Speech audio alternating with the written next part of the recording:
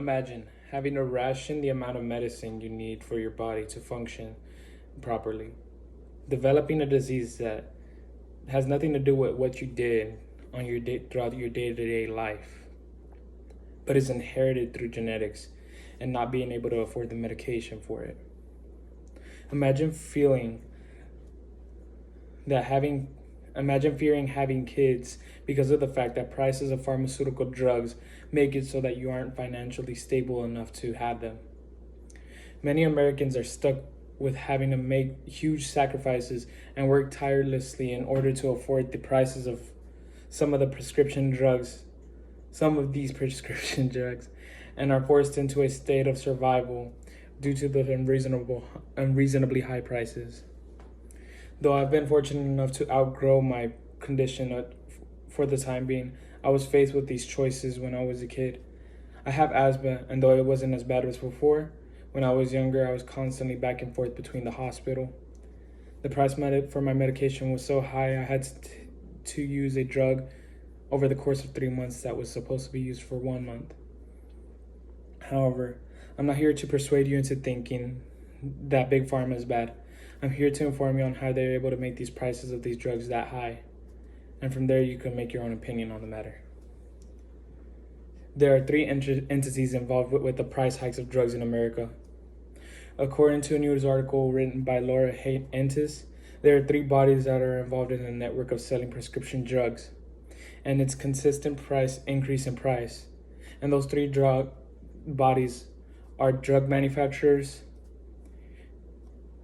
pharmacy benefit managers, or PBMs for short, and insurers. Drug manufacturers aren't held back by any regulations and only need approval of the FDA in order to manufacture the drugs that they put out. So for that reason, they can essentially choose the price of the drugs as they please. PBMs make money off the negotiations between manufacturers and insurers and have significant control over the price that are set and which drugs are even able to be distributed. Insurers are then able to determine how high the deductibles are before they can assist the payments for drugs that patients need. The cost of prescription drugs in America are high due to the cost of research and making newer versions of the drug.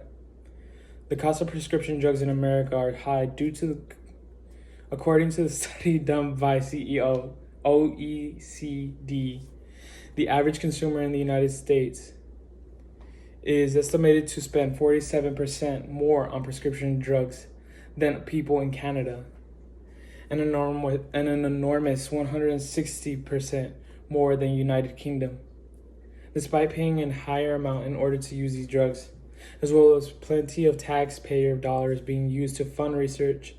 The companies argue that these prices are necessary in order to make more effective versions of the drug. Now on to my third point.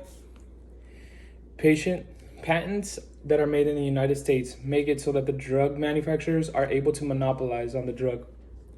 In a news article written by Abby Miller and Hua Ahmed, in order to keep competition low and prices high, drug companies in the United States monopolize on whatever drug they so choose by filing patents that can last up to 20 years.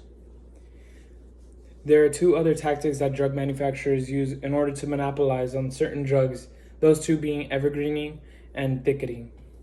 Evergreening is when a company makes very small changes to the product in order to preserve patents. When it comes to pharmaceutical drugs, in order for them to accomplish this, they would have to change the chemical composition slightly or slightly change the design of the drug, making it so that the companies are able to maintain the patent. The process of thickening involves flooding patent offices with tons of patents on a variety of drugs to keep competition out and from stealing their ideas, giving drug companies all the power needed to keep high prices. That is the process of how drug companies monopolize pharmaceutical drugs. So there you have it. Drug manufacturers, PBMs, and insurers are instrumental in setting the prices for drugs. Research on newer drugs and monopolies in the drug industry make it so that these prices are kept at unaffordable prices. I would like to end off by saying that there is no price you could put on a human life. and it shouldn't be worth the price of drugs that are necessary to keep you going. This is Ricardo Ortega. Thank you for your time. Have a good day.